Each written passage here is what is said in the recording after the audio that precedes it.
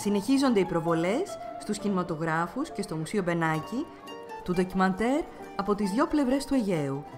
Διωγμός και ανταλλαγή πληθυσμών, Τουρκία-Ελλάδα, 1922-1924».